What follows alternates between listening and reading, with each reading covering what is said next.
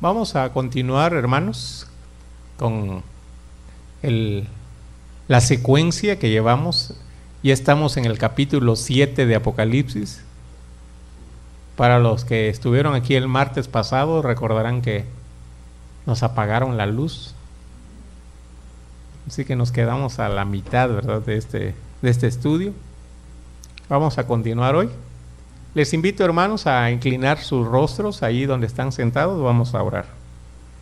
Amoroso Padre Celestial, gracias porque has regalado a tu pueblo una herencia valiosísima, una brújula segura, Señor, en tiempos de tempestad, tu bendita palabra. Y que tu Espíritu Santo, Señor, usa y aplica para bien de tu pueblo.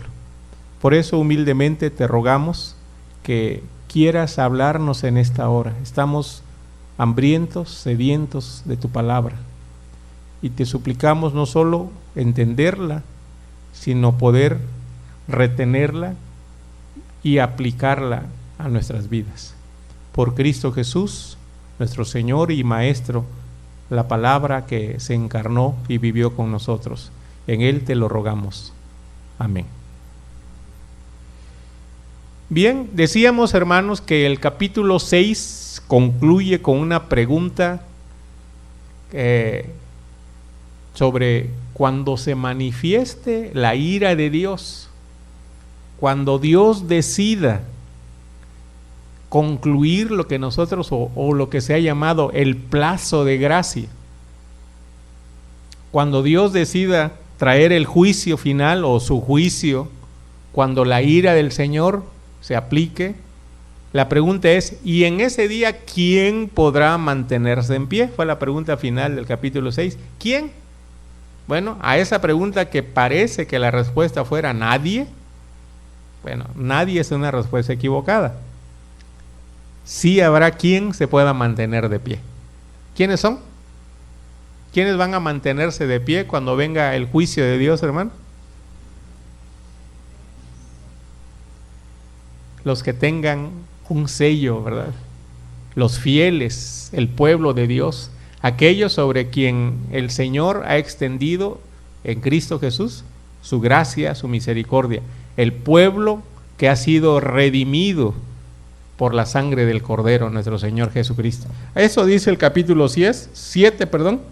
Después de esto vi 4 ángeles en pie sobre los 4 ángulos de la tierra, que detenían los 4 vientos de la tierra, para que no soplase viento alguno sobre la tierra, ni sobre el mar, ni sobre ningún árbol. Vi también a otro ángel que subía de donde sale el sol, y tenía el sello del Dios vivo, y clamó a gran voz a los 4 ángeles, a quienes se les había dado el poder de hacer daño a la tierra y al mar, diciendo: no hagáis daño a la tierra, ni al mar, ni a los árboles, hasta que hayamos sellado en sus frentes a los siervos de nuestro Dios. Y oí el número de los sellados, 144,000 sellados, de todas las tribus de los hijos de Israel. Bien, fíjense bien, hermanos, qué interesante esta visión de Juan. Tenemos que, ya empezamos a avanzar para entenderla. Fíjense qué interesante. Cuando el juicio de Dios, cuando la ira de Dios se desate sobre el mundo incrédulo, pecador, contrario a Dios, solamente el pueblo redimido de Dios va a mantenerse en pie. Y esta es una de las bendiciones de pertenecer al pueblo de Dios. A esto le llamamos nosotros escapar de la ira venidera. A esto le llamamos nosotros, en términos comunes y corrientes de la vida cristiana, la salvación, hermanos. Ustedes pueden notar al final del capítulo 6 cómo los grandes políticos, los grandes empresarios, los militares, los hombres poderosos, ellos mismos no encuentran un lugar porque saben que no hay un lugar donde esconderse de la ira de Dios. Pero cuando los grandes, los poderosos, los ricos no tienen salvación, el pueblo de Dios, protegido por el Cordero, tienen salvación. Este es un mensaje muy bonito. Habla aquí de que se le pone en las frentes el sello del Dios vivo. Miren, el libro de Apocalipsis, curiosamente, se ha vuelto popular desde muchos años en la historia humana. El libro de Apocalipsis ha tenido fama por aquel famoso número 666, ¿verdad? ¿Sí habían oído hablar de ese número? En el libro de Apocalipsis, ¿a qué se le conoce como el 666, hermano? Es el número de la bestia, el sello de la bestia. Curiosamente, se habla más del sello de la bestia que del sello del Dios vivo, hermanos. Y aparece primero esto, capítulo 7. Pero se ha vuelto más famoso el número 666, que ya llegaremos ahí, ¿verdad? Y no es la marca de aquel ungüento que vendían antes, ¿verdad? No tiene nada que ver eso, ¿verdad? El sello del Dios vivo aparece en el capítulo 7. Y es un sello que también se pone en las frentes. Y esto nos dice que no es algo literal, hermanos. No es un sello literal, ¿verdad? Una marca física.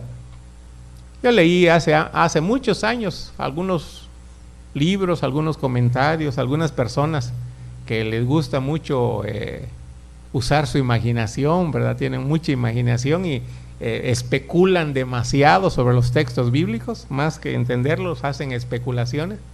Y ellos decían, ¿verdad? Nos van a poner una marca, y la marca tal vez no sea en la frente, pero sí en la mano. Y algunos hablan ya de los chips, ¿verdad? Nos van a poner unos chips, porque si no tenemos ese chip, no vamos a poder comprar ni vender.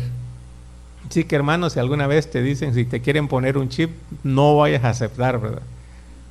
Bueno, no tengan problema, hermanos.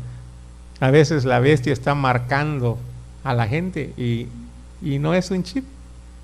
Más sutil todavía, ¿verdad? Más sutil todavía es el sello de la bestia. Menos perceptible, pero tan peligroso como aparece allí. Pero no estamos hablando todavía de ese sello, ¿verdad? Estamos del sello del Dios vivo. Va a haber, y no va a haber uno que otro aislado. No es uno que otro que va a alcanzar la salvación. Vean ustedes la cantidad de aquí: 144,000 sellados. Ya hablábamos un poquito el martes pasado de ese número. Es 12 por 12 por 1000. Acuérdense, hermanos, que los números en la Biblia son simbólicos, no literales. Es decir, al menos en este tipo de literatura, ¿verdad? Para que no nos confundamos. ¿Qué significa entonces? ¿Qué simboliza el número 144,000? No podemos llegar a una conclusión demasiado rápida que es el número de la gente que va a ser salva. 144,000, es muy poquito. ¿Sí? Por otro lado, se dice que pertenecen a las tribus de Israel. ¿Sí? ¿Quiere decir que los mexicanos no tenemos parte, hermano? Los que no son judíos no van a estar en ese grupo de salvados. Bien, es un símbolo entonces. Israel ha representado en la historia bíblica el pueblo de Dios. Aquí es el nuevo pueblo de Dios, ¿verdad? De acuerdo que el apóstol Pablo en Romanos dice que ahora los hijos de Dios no son los descendientes de Abraham según la carne, sino los descendientes de Abraham en cuanto a la fe en Cristo Jesús. Así que todos los que creen en Cristo Jesús, todos son parte del pueblo de Israel, son del pueblo de Dios. Habla del pueblo que va a ser un grupo grande. Eso simboliza, quiero que quede claro, ¿qué simboliza el número 144,000, hermanos? Simboliza que es una multitud, que es un pueblo grande. No es un pueblo pequeño, no. La palabra de Dios dice que son muchos los que van a estar en pie delante de Dios. El pueblo salvado es una gran multitud. Y el número 144 está hablando precisamente de un número cuadrado, 12 por 12. 12 normalmente representa el pueblo de Dios, la totalidad del pueblo de Dios, la totalidad de las tribus de Israel. Pero vean ustedes ese símbolo, 12 por 12, es una manera de decir perfecto, pleno, total. Y multiplicado por 1000, bueno, es decir, es un grupo grande otra vez, ¿verdad? Entonces no leamos literalmente, leamos simbólicamente. Aquí Dios está diciendo, ¿y alguien va a estar de pie cuando se desate la ira de Dios? Ahora sí ya podemos contestar, hermano. ¿Y alguien se va a mantener de pie cuando se manifieste la ira de Dios? Amén. Sí, ahora sí tenemos que contar, sí, hay un pueblo grande, los salvados, los redimidos. Nos vamos a poner de pie o a mantener de pie en ese día, porque el sello del Dios vivo está en nosotros, la sangre de Cristo. Entonces, es muy importante lo que está viendo Juan, ¿verdad? Es una multitud. Esta visión se da en la tierra. Luego pasamos a una lista. Quiero que tengan su Biblia abierta y a la mano, el pasaje que estamos leyendo. Versículos 5 hasta el 8. Bastante simétrica esta lista, bastante repetitiva. Casi podemos adivinar lo que sigue. De la tribu de Judá, 12,000 sellados. De la tribu de Rubén, 12,000 sellados. De la tribu de Gad, 12,000 sellados. De la tribu de Aser, 12,000 sellados. De la tribu de Neftalí, 12,000 sellados. De la tribu de Manasés, 12,000 sellados. De la tribu de Simeón, 12,000 sellados. De la tribu de Leví, 12,000 sellados. De la tribu de Isaacar, 12,000 sellados. De la tribu de Zabulón, 12,000 sellados. De la tribu de José, 12,000 sellados. De la tribu de Benjamín, 12,000 sellados. Un dato importante, hermanos, que siempre es bueno verlo y destacarlo.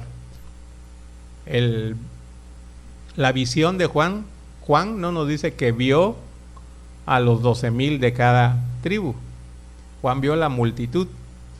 Lo que sí es que oyó que habían 12,000 de cada tribu. Es como la voz de una persona que está censando al pueblo, está leyendo la lista. 12,000, 12,000, 12,000, 12,000, 12,000, hasta que se completan los 144,000. Bien, quiero preguntarles, ¿qué de raro le ven a esta lista? Están puestos ahí los nombres de las 12 tribus de Israel. ¿Le ven algo raro a los nombres, hermanos? ¿Sobra alguno? ¿Falta alguno? Ustedes que conocen la Biblia, estamos leyendo ahora, empezamos a leer en agosto el Antiguo Testamento. En esa semana estamos leyendo la segunda parte de Números, del 19 al 36. ¿Qué le ven de raro, hermanos? ¿Está bien la lista, hermanos? ¿Están todos los 12 hijos de Jacob? Son 12, sí, pero la pregunta es si está bien la lista. De que están 12, sí. ¿Son todos los hijos de Israel ellos? Aquí, ahí está José.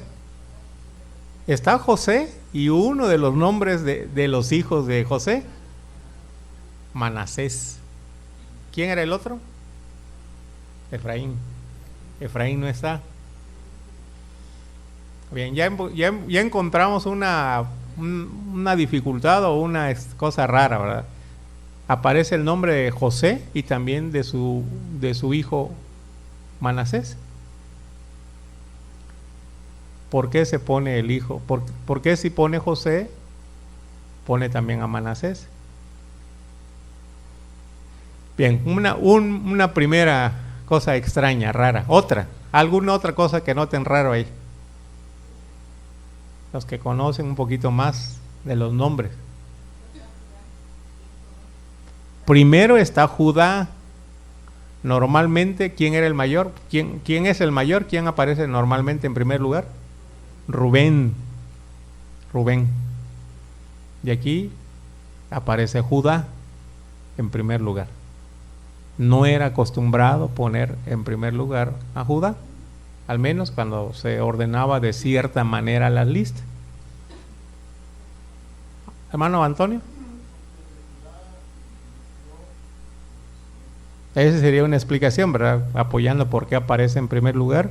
Judá es la tribu de donde viene David, del rey David, y de ahí el Señor Jesús, ¿verdad? La tribu, el león de la tribu de Judá, entonces aparece en primer lugar. Pero es una cosa rara, que aparezca Judá en primer lugar. Otra, que llevamos dos. Encuentre las diferencias, las cosas raras. Les voy a ayudar un poquito. A ver, la hermana Carmelita. Falta una tribu. Muy bien, ya lo detectaron, ¿verdad? ¿Cuál? ¿Cuál falta?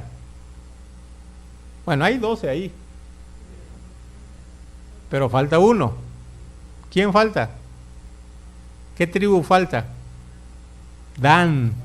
La tribu de Dan. No aparece el nombre de Dan. Dan era uno de los hijos de Israel. No está Dan ahí.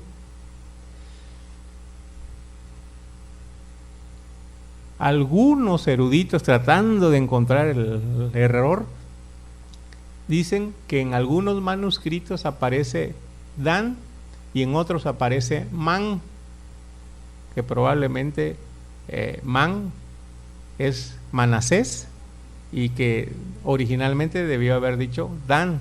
Se equivocaron, pero no es una muy fuerte el argumento, ¿verdad? Es más bien parece que alguien quiso corregir la lista al copiar y le quiso poner ese dato, ¿verdad?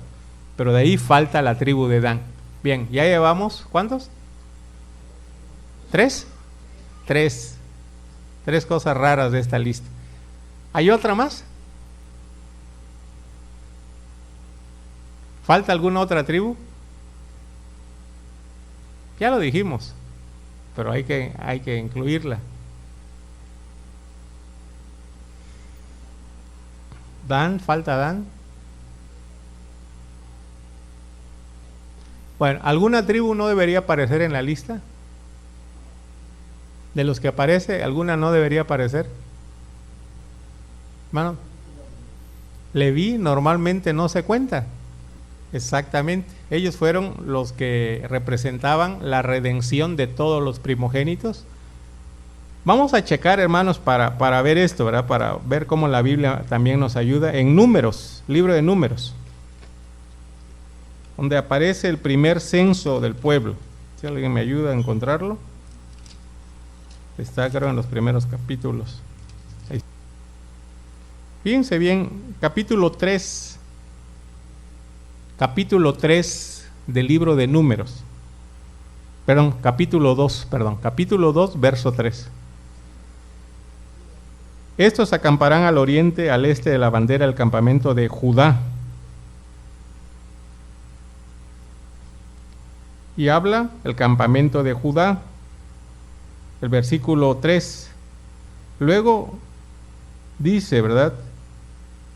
Junto a él acamparán los de la tribu de Isaacar. Y luego dice, el versículo 7, y la tribu de Zabulón. Sigue avanzando. En el segundo bloque viene Rubén.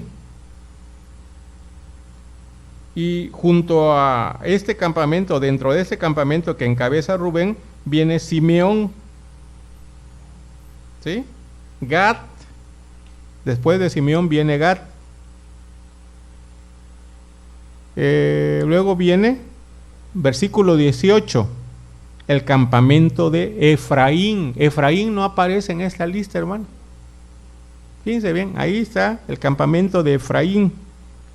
Y junto al campamento de Efraín estará la tribu de Manasés. Ese sí aparece ahí. La tribu de Benjamín también aparece ahí. Y el versículo 25 dice el campamento de Dan. Ahí no aparece Dan. La tribu de Aser. La tribu de Neftalí. Bien. Fíjense bien, aquí está la lista. En el libro de Números está la lista de las tribus y sus campamentos. No aparece José acá, ni Leví. Dos que no aparecen en la lista de Números no es ni José ni Leví. Y aquí sí aparece José y Leví. Dos tribus que no aparecen normalmente en las listas, aparecen aquí. Pero normalmente no aparece, normalmente aparece en lugar de Leví y José, estas dos tribus, estos dos hijos, porque fueron dos hijos de Jacob. Leví y José son los dos hijos de Jacob, pero como ellos no aparecen, en lugar aparecen los dos hijos de José, Efraín y Manasés. Así que por lo menos podemos encontrar, hermanos, que hay de 4 a 5 cosas raras en esta lista. Cualquier judío experto, lector asiduo de las Sagradas Escrituras, como son los judíos tan cuidadosos con la palabra de Dios, inmediatamente detectaría que aquí se está cometiendo no un error, sino un montón de errores. ¿Sí? La pregunta es, ¿por qué Juan pone en su libro esta lista tan llena de errores o de cosas raras? ¿Sí? Por un lado tienen razón, pero por otro lado no es la manera acostumbrada de dar la lista. Como les digo, una persona que esté acostumbrada a ver estas listas, un judío que aprendía muy bien la Torá, ¿verdad?, los primeros 5 libros de la Biblia, inmediatamente descubriría, no está bien esta lista. Bien, una conclusión interesante entonces para este dato es que precisamente el mensaje que nos está mandando Juan, el escritor del Apocalipsis, es que no se está refiriendo al pueblo de Israel según la carne, tal como se ha manejado siempre. Se está refiriendo al pueblo de Israel de acuerdo a la fe. ¿Sí? Es una manera de mantener, es un nuevo pueblo, una nueva forma de arreglar, y no tanto que nosotros descendamos ahora de alguna de esas tribus, simplemente es una manera simbólica de hablar, pero que está dando el mismo mensaje. Son el nuevo pueblo de Dios, y que es un pueblo completo y multitudinario, un gran pueblo. Entonces, este sería el significado de lo primero que está viendo Juan en el capítulo 7. Bien, regresemos entonces, después de irnos al viaje al libro de Números, regresemos al libro de Apocalipsis. Bien, versículo 9. Ahora sí, primero oyó Juan el número del pueblo de Dios, de los que habían sido redimidos. Pero luego dice, después de esto miré, y he aquí una gran multitud. Ahora mira una gran multitud, la cual nadie podía contar, de todas naciones, tribus, pueblos, lenguas, que estaban delante del trono y en la presencia del Cordero, vestidos de ropas blancas y con palmas en las manos. Y clamaban a gran voz diciendo, la salvación pertenece a nuestro Dios, que está sentado en el trono y al Cordero. Bien, hay una multitud de 144,000, pero en el versículo 9 nos habla Juan de que ahora ve una gran multitud también, ahora ve otra gran multitud, pero ahora dice, la cual nadie podía contar. Una gran multitud que nadie podía contar, de todas las naciones, tribus, lenguas, pueblos y lenguas, que estaban delante del trono y en la presencia del Cordero, vestidos de ropas blancas y con palmas en las manos. Y clamaban a gran voz diciendo, la salvación pertenece a nuestro Dios, que está sentado en el trono y al Cordero. Ahora Juan tiene una visión. Y yo les invito, hermanos, ¿qué nos dice? A preguntarnos, ¿qué nos dice esta visión? ¿Qué significa esto que está viendo Juan ahora? Una gran multitud. ¿De dónde, hermanos? ¿De qué tribu?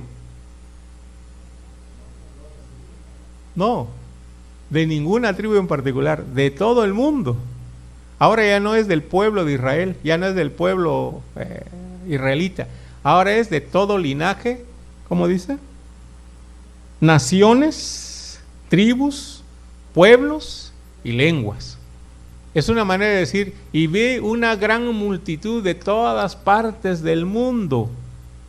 Ahora ya no es solamente un grupo pequeño, es una multitud que nadie podía contar. ¿Qué diferencia hay entre la multitud del inicio de este capítulo y esta otra gran multitud, hermano? Es una buena pregunta. ¿Cuál es la diferencia? ¿Se trata de dos grupos diferentes? ¿Cuál es el criterio para separar a estas personas? Aquí el que tiene, ¿cómo es? El que tiene oídos para oír, que oiga; el que tiene corazón para entender, que entienda, ¿verdad? A ver. Ya están en el cielo. ¿De dónde saca esa conclusión?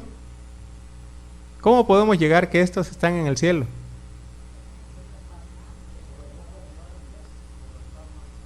¿Por las ropas blancas? ¿Por las palmas podemos decir que ya están en el cielo?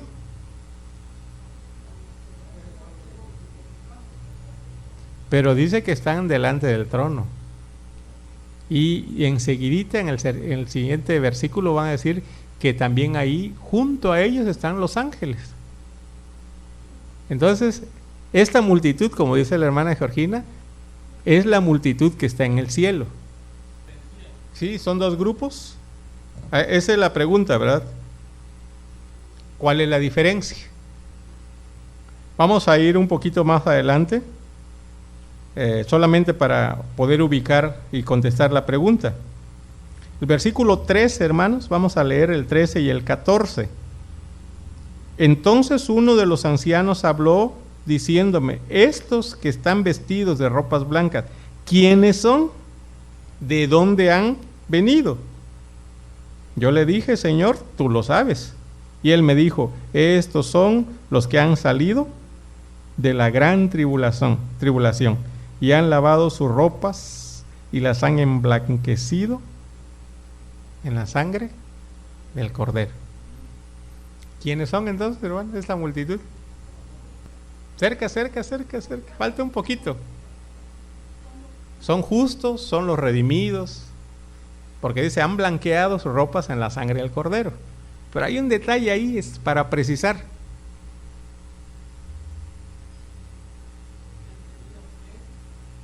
¿Han tenido fe? Bueno, ahí está. Entonces, ¿qué quiere decir? A ver, si ya salieron de la gran tribulación y están en el cielo, ¿qué tienen en parte? ¿Cómo es que llegaron al cielo? ¿Cómo es que pasaron la gran tribulación?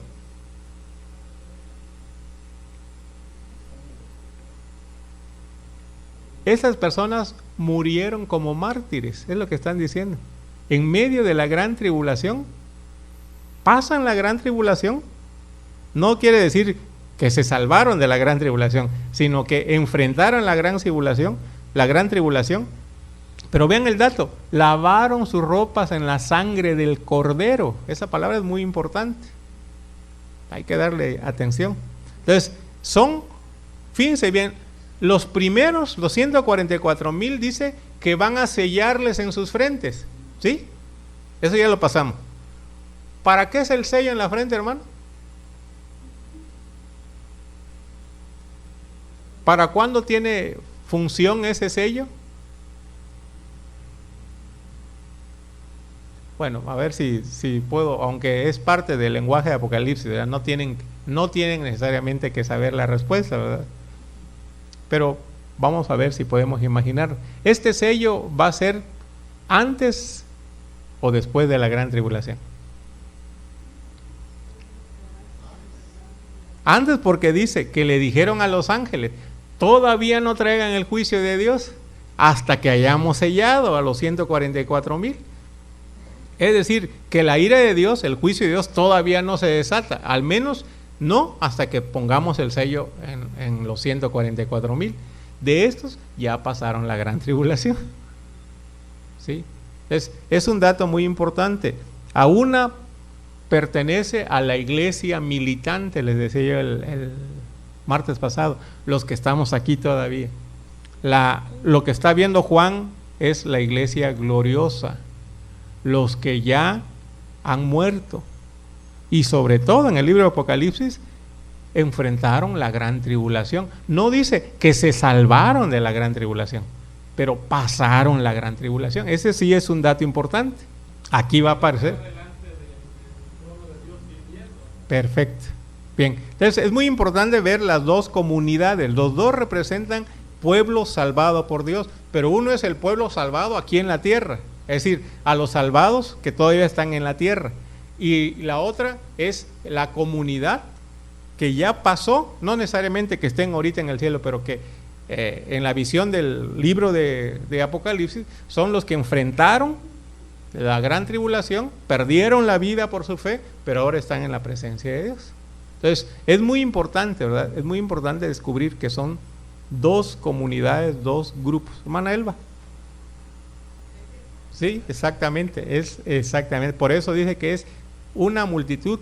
Aquí en la primera dice que son 144,000. Tiene un número exacto, que habla de un número del pueblo de Dios aquí en la tierra. Pero de la otra dice nadie puede contar, una multitud que nadie puede contar. Entonces se refiere a todas las personas que finalmente, todas, al final, después de la gran tribulación, después del juicio de Dios, estarán en esta situación, ¿verdad? A esa se refiere. Sí, nada más que el número es simbólico, ¿verdad? Es finito, pero es simbólico también. Ahorita sí, porque se van uniendo a las generaciones que ya han pasado y que, como dice la hermana Elba, todavía van a entrar, ¿sí? Bien, ahí está lo que está viendo Juan, ¿verdad? Y acuérdense, ¿verdad? El libro de Apocalipsis no es un libro para espantarnos, hermano. Vamos a ver qué hermosa es esta visión. A esta multitud que está en la presencia de Dios, ¿cómo lo ven, hermano? ¿Cómo lo notan? ¿Tristes? ¿Cuál es la palabra? Victoriosos. ¿Y de dónde sacamos que están victoriosos?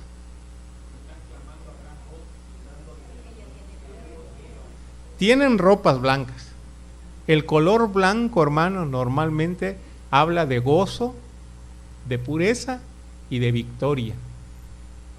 Pero principalmente estas, la primera y la última. El blanco es el color del gozo y de la victoria. Esa multitud está feliz, hermano. ¿Sí? Luego, ¿qué tienen en sus manos? Dice, palmas. A veces a nosotros se nos pasa, hermano, algunos datos porque desafortunadamente carecemos de todo el trasfondo del pueblo de Israel. Dicen los conocedores, ¿verdad?, los que han estudiado el libro a fondo, que lo que está viendo Juan en su propio lenguaje es una manera de hablar de un momento de fiesta. Yo no sé, cuando nosotros no sabemos explicar algo, usamos lo que conocemos, como esto, como el otro, ¿no? Bueno, aquí Juan está hablando de una situación donde es la fiesta, la alegría, el gozo es desbordante. ¿Recuerdan ustedes alguna vez o tienen en su memoria cuáles eran los tiempos de más fiesta para ustedes, hermano? ¿Qué representaba hasta ahorita? ¿Cuál es el momento de más fiesta para ustedes? Tal vez pertenezca a su niñez, a su juventud. Mes de diciembre. ¿Qué había? ¿Qué detalles recuerda la hermana Rebeca de fiesta? Muy bien. Había gozo. Fíjense ustedes los detalles que a veces nosotros no entendemos, ¿verdad? Aquí, dicen los conocedores, que sin duda se está hablando de la fiesta más alegre que tenían los judíos en cuanto a festividad en cuanto al significado de fiesta, que es la fiesta del Sukkot, se llama así, ¿verdad? Sukkot. Hasta el día de hoy siguen festejando los judíos observantes de su religión. Hasta el día de hoy celebran esta fiesta. Ya está por llegar en finales de mes de septiembre, hermano. Si ustedes checan por ahí, buscan en internet, con algún buscador ponen ahí la fiesta del Sukkot o la de las enramadas, ahí van a encontrar, ¿verdad? Que se me pasó, ¿verdad? Yo quería ver qué días va a caer este año 2013, pero normalmente cae a finales de septiembre y principios de octubre. Esta fiesta está a punto de celebrarse en el mundo judío hasta el día de hoy, el Sukkot. ¿Qué es el Sukkot, hermano? La fiesta de los tabernáculos, la fiesta de las enramadas, perdón. Era una fiesta que tenía su origen en el mundo agrícola, porque significaba cuando se tenía la última cosecha del año, el año judío, el calendario judío originalmente era un calendario agrícola, y al final, con la última cosecha, venía esta fiesta, que marcaba el fin de las cosechas. ¿Sí? Esta fiesta se debería celebrar precisamente cuando terminaban todas las cosechas. Ya el campo ya no iba a dar más de los cultivos que normalmente eran comunes en la tierra de Israel, y tenían que esperar el siguiente ciclo agrícola. Entonces, ahí era una fiesta agrícola. Normalmente, ¿verdad? El significado era que Dios había dado provisión a su pueblo. Y por eso una de las cosas importantes de esta fiesta es que traían ofrendas en especie, ¿verdad? No sé, las calabazas, las cebollas, todos los que cultivaban, ¿verdad? La vid, el olivo, todo, esas eran ofrendas. Muy alegre la fiesta de las cosechas. Pero técnicamente el nombre Sukkot refiere a las tiendas móviles, ¿verdad? A las enramadas. Entonces, esa fiesta, hermanos, es una fiesta que Dios instituye para su pueblo. Si ustedes quieren checarlo, en el libro de Levítico lo van a encontrar. Dios establece para el pueblo de Israel, cuando todavía están en el desierto, les dice: cuando ustedes entren a la tierra prometida, cuando empiecen a cultivar la tierra, porque en el desierto no cultivaron nada, ¿se acuerdan, verdad? En el desierto solamente comían maná, ahí no podían sembrar el pueblo de Israel. Y sin embargo, a pesar de que no sembraban, Dios los alimentó providencialmente 40 años en el desierto, en ese desierto ardiente y peligroso, dice la Biblia. Cuando ya entren en la tierra prometida, empiecen a cultivar la tierra, empiezan a recibir los beneficios, no se vayan a olvidar, dice Dios. Y una manera de que se quede en la memoria del pueblo de Israel el que Dios es un Dios proveedor, de que Dios los sacó de Egipto, hermano. Dios les prometió entrar en una tierra de abundancia, pero en el intermedio entre la salida de Egipto y la entrada a la tierra prometida hubo un tiempo de vagar por el desierto. Y el pueblo de Israel no le fue nada bien en ese lapso. Porque la gente dice: bueno, ya salimos de Egipto, pero todavía no entramos. Era un tiempo de prueba para ellos, pero también el tiempo en que ellos probaron o conocieron quién es Dios. El Dios que puede mandar carne, si Él lo quiere, hasta un mes. El Dios que saca agua de la roca. El Dios que manda pan del cielo. Ese es el Dios de Israel, ¿verdad? Y la fiesta de los tabernáculos, la fiesta de las enramadas, era la conmemoración, cuando ya estuvieran en la tierra prometida, de que Dios era un Dios proveedor. Esta fiesta abundaba el agua, precisamente, era una fiesta donde 7 días dilataba la fiesta, dilata la fiesta del Sukkot, 7 días seguidos. Y cada un día un sacerdote va a la fuente, toma agua, regresa, y es toda una procesión. Y mientras va la procesión detrás del sacerdote, se acostumbran llevar palmas en las manos. No solo palmas, ¿verdad? Es una combinación, se llaman lulap, ese es el nombre, el lulap. Y van leyendo el Salmo 118, ¿verdad? El Salmo 118 lo van leyendo. El gran Jalel se llama. Van con el Salmo 118. Y cuando llegan a un verso específico, es la hora, es la señal para que con más fuerza, no es tal vez como matraca se vería, ¿verdad? Pero con más fuerza todos tendrían que sacudir sus palmas aquellas, celebrando que Dios venció a Faraón y los introdujo en la tierra prometida. Dicen, han encontrado citas de algunos maestros rabinos que dicen: quien no ha conocido la fiesta de las enramadas, no sabe lo que es la fiesta. Así dicen algunas citas. Si tú no has conocido la alegría de una fiesta de las enramadas, entonces no sabes lo que es la alegría tú.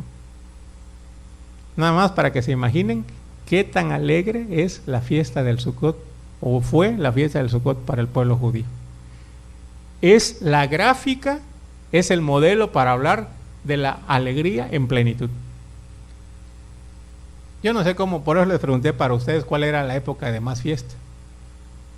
Pero, como dice la hermana, ¿verdad? Diciembre, la Navidad. Yo coincido con la hermana, ¿verdad? Eran muchas cosas especiales, ¿verdad? Comida especial, ropa especial. Y en la iglesia, actividades especiales.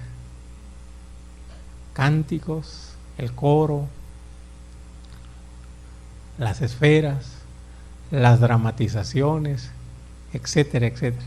Entonces, esto es lo que está detrás de este pasaje. Juan está diciendo: lo que estoy presentándoles en mi visión es alegría en plenitud.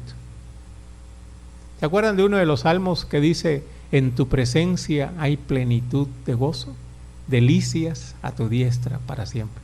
Estar en la presencia de Dios, hermano, es la cúspide, la plenitud de la alegría. Entonces Juan está diciendo: estos que ya superaron la gran tribulación, fíjense bien, para el mundo los mataron, pero para Dios han triunfado. Las palmas simbolizan victoria, hermanos. ¿Sí? Si hay una expresión de júbilo que se cantaba en el día de la fiesta de los tabernáculos de las enramadas, que pertenece al Salmo 118, 25, si no me equivoco, es la expresión Hosana, hermanos. ¿Ustedes han oído esa expresión? ¿Hosana? ¿Se han preguntado qué significa Hosana, hermano? Hosana. Tenemos algunas palabras, ¿verdad? Amén. Así es, cierto. Aleluya, decimos. Jalel Yahvé, ¿verdad? Aleluya es alabemos o alaben a Jehová. Es la expresión aleluya, significa alabad al Señor.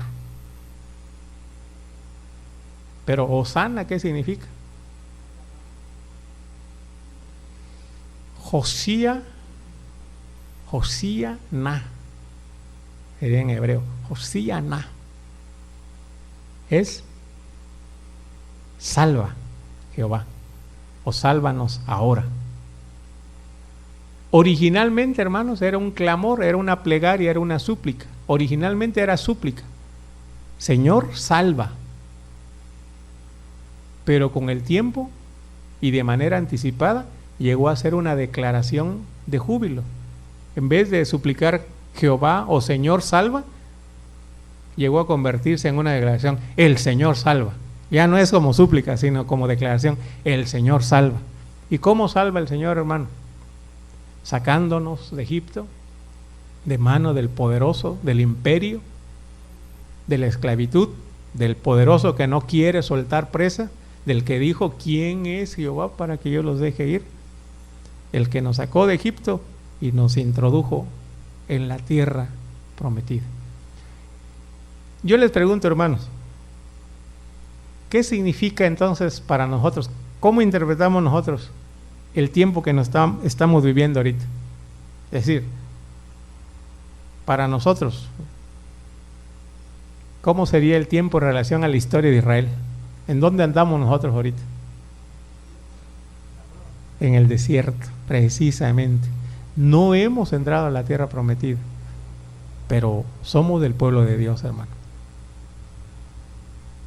Eso no significa que no va a haber persecución, no va a haber tribulación.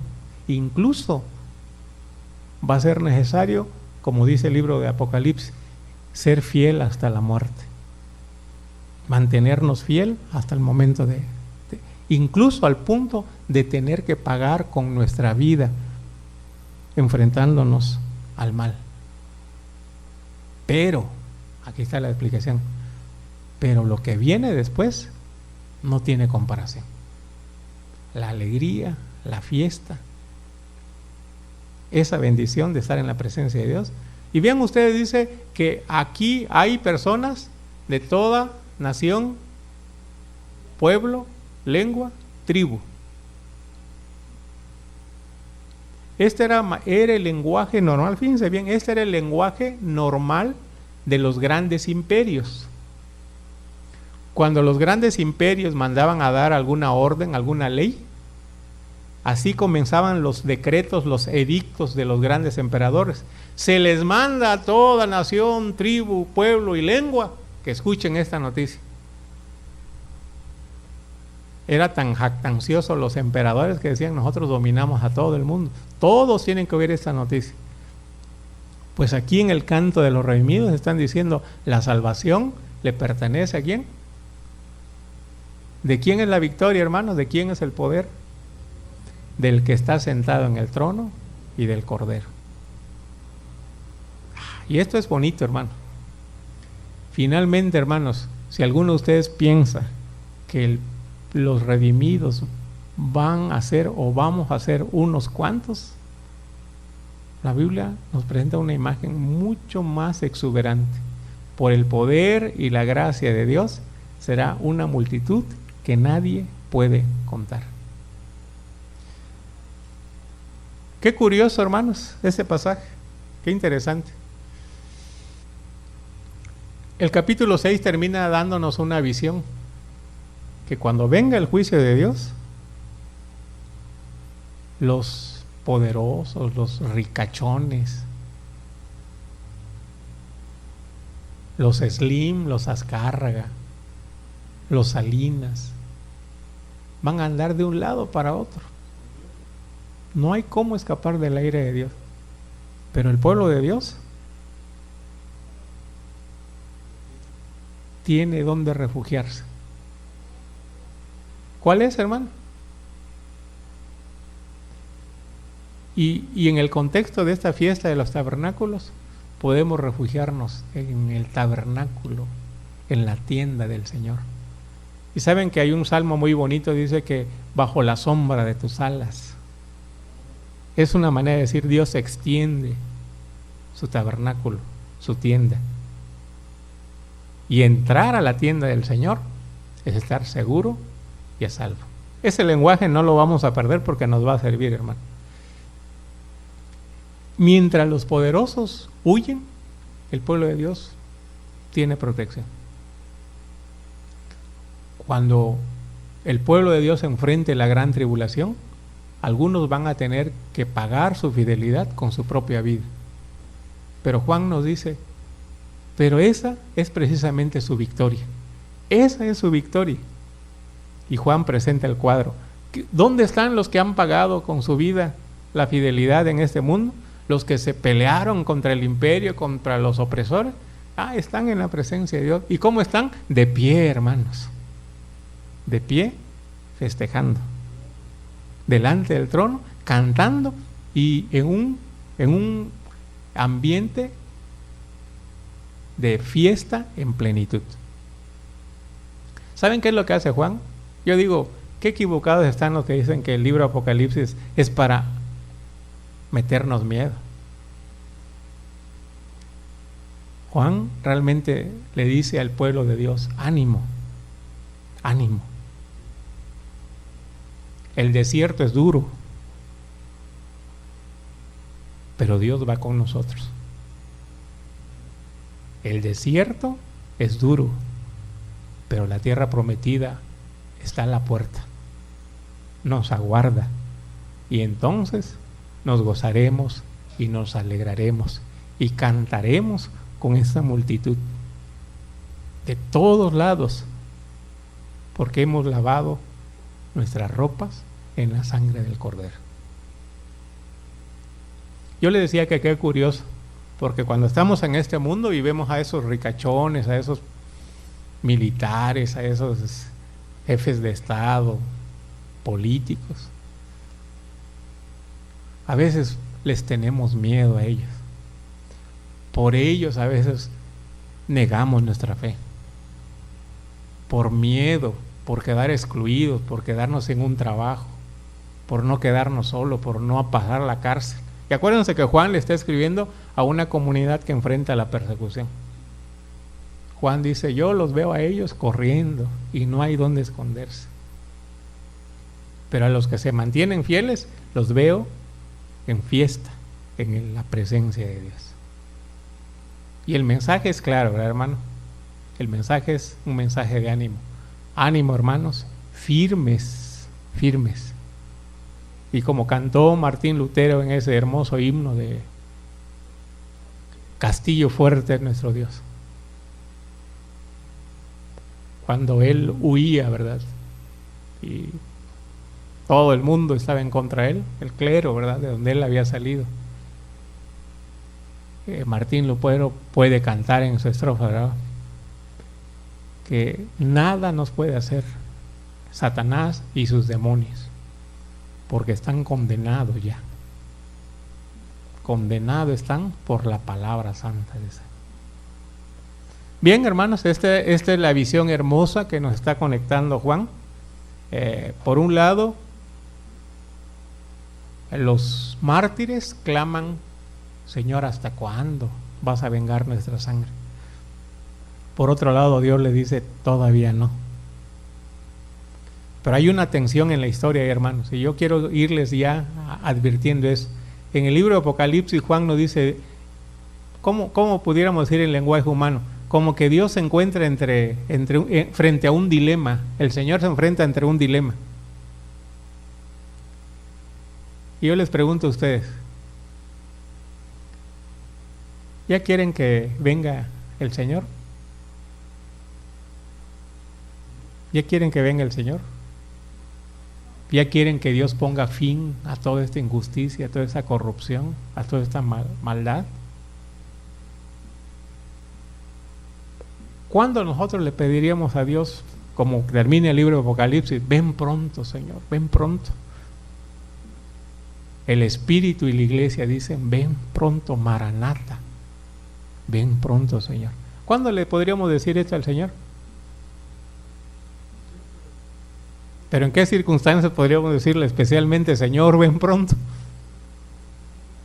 En medio de la prueba, la dificultad, y sobre todo en medio de una injusticia. Pero ¿en qué situaciones le diríamos al Señor, no vengas tan pronto, Señor?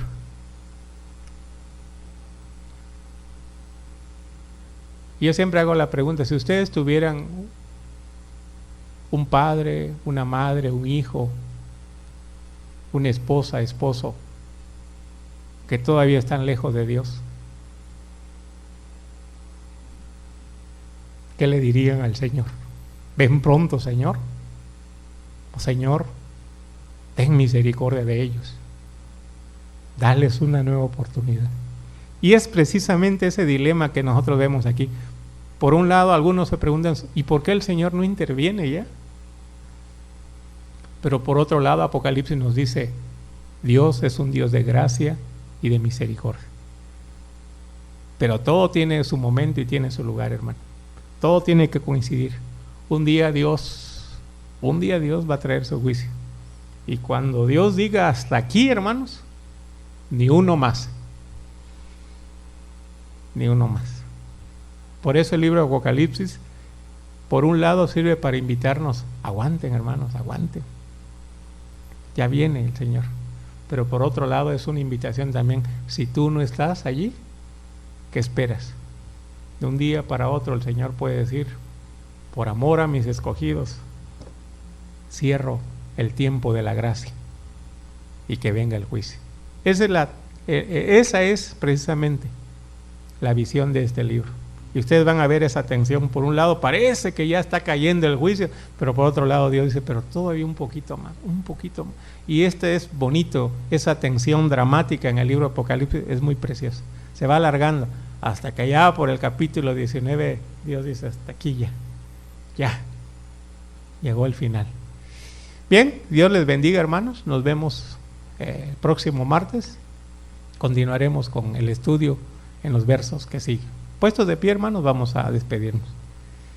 Te damos gracias, Señor, por tu palabra, por el estudio de esta noche, por alentarnos, por reconocer, Señor, que ciertamente ya nos has liberado de Egipto. Ese pecado, esa maldad, esa ceguera, ese corazón endurecido que nos esclavizaba, Señor, tú lo has sensibilizado, esas cadenas de opresión, tú las has roto y nos has abierto una esperanza de gloria, Señor, de bendición, de fiesta. Pero todavía no estamos allí, Señor, estamos en ese tiempo intermedio, en el desierto, en el tiempo de la prueba. A veces, Señor, la tribulación crece al punto en que ya no queremos continuar. Pero estos estudios, esta palabra tuya viene precisamente con ese propósito, a invitarnos, a ponernos más cerca, Señor, esta visión, diciéndonos que el tiempo de nuestra redención está cerca de nosotros cada vez más. Ayúdanos, Señor, como pueblo tuyo, a estar seguros de que por tu gracia y misericordia pertenecemos ya a esa comunidad, a esa multitud que estará de pie ante el trono del que está en el trono y del Cordero, celebrando, Señor, tu nombre. Ayúdanos mientras enfrentamos, Señor, pruebas, dificultades, que nuestra fe no desmaye, Señor, que nuestra fidelidad se mantenga en todo momento tomada de tu mano. Gracias por consolar nuestro corazón. Despídenos, Señor, de este momento, de este lugar, que tu bendita presencia acompañe a todo tu pueblo, desde ahora y para siempre. Amén. Que Dios les bendiga, hermanos.